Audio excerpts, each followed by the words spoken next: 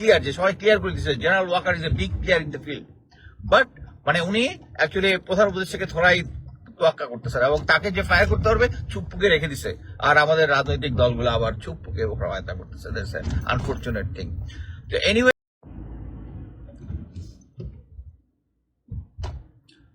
আসসালামু আলাইকুম।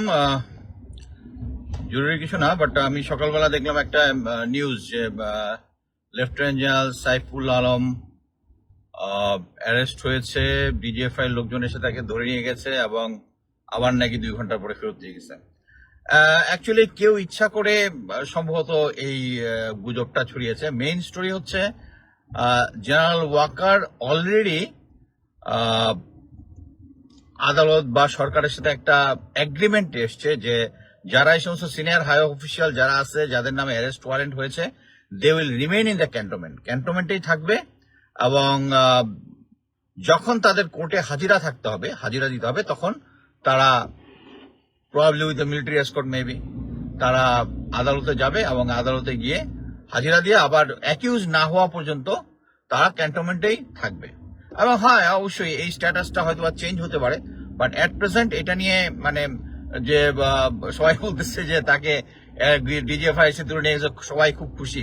It's not, এটা সেট আপ গেম। আমি মনে করি এটা কেউ হয়তো বা ইচ্ছা করে গুজবটা ছড়িয়েছে যে সবাইকে একটু দেওয়ার জন্য, আর এত বড় জেনারেল ওয়াকার ইজ ওয়ার্কিং, তাকে তো অ্যারেস্ট করে ফেলছে।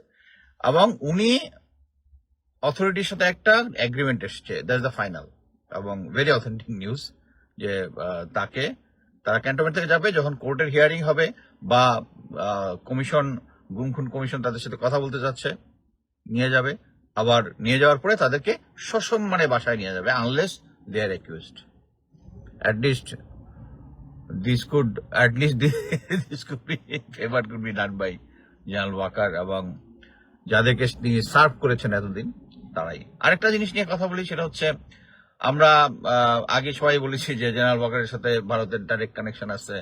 এখন ভারতীয় সেনাপ্রধান বলেই দিছে যে they were in connection, but আমরা যতজন করেন অনেকে বলতেছে এটা তো আগে জানতাম। আগে জানতাম, বাট হর্সেস মাউথ থেকে শোনার মধ্যে একটা ইম্প্যাক্ট আছে। একজন দেশের সেনাপ্রধান হয়ে দেশের বিভিন্ন ইন্টারনাল ব্যাপার নিয়ে যখন কোনো কিছু হবে, তখন সরাসরি ভারতীয় বাহিনীর সাথে ইটস নট সামথিং কি বলে কোল্ড ওয়ারের সময় যেটা ছিল, রেড টেলিফোন বিটুইন